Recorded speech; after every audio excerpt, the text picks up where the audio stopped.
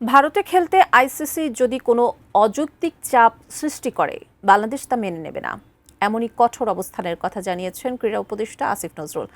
বাংলাদেশকে বাদ দিয়ে স্কটল্যান্ডকে নেয়ার গুঞ্জন প্রসঙ্গে তিনি স্পষ্ট করে বলেন, এ ধরনের কোনো সিদ্ধান্তের কথা বাংলাদেশ এখনো আনুষ্ঠানিকভাবে শোনেনি। মঙ্গলবার সচিবালয়ে এসব কথা জানান ক্রীড়া উপদেষ্টা। বিসিবিকে চাপে ফেলতেই গুঞ্জন, বি গ্রুপে বাংলাদেশের জায়গায় খেলবে স্কটল্যান্ড। যদি বাংলাদেশ ভারত বিশ্বকাপে না খেলে তাহলে তাদের পরিবর্তে স্কটল্যান্ডকে সুযোগ দেওয়া হতে পারে, এমন খবর প্রকাশ করেছে বার্তা সংস্থা এএফপি। এমন পরিস্থিতিতে মঙ্গলবার সচিবালয়ে বিশ্বকাপ ঘিরে বাংলাদেশের অবস্থান স্পষ্ট করেন যুব ও ক্রীড়া উপদেষ্টা আসিফ নজরুল। জানা মতে এমন কিছু শুনি নাই যে আমাদের বাদ দিয়ে স্কটল্যান্ডকে নিবে।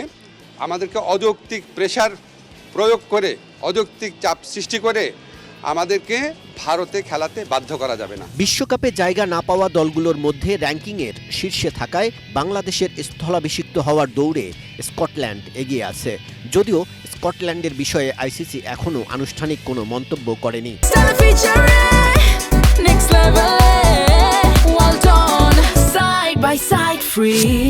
এদিকে বাংলাদেশকে ২১ জানুয়ারি পর্যন্ত সময় বেঁধে দেওয়ার খবরও বিসিবি উড়িয়ে দিয়েছে।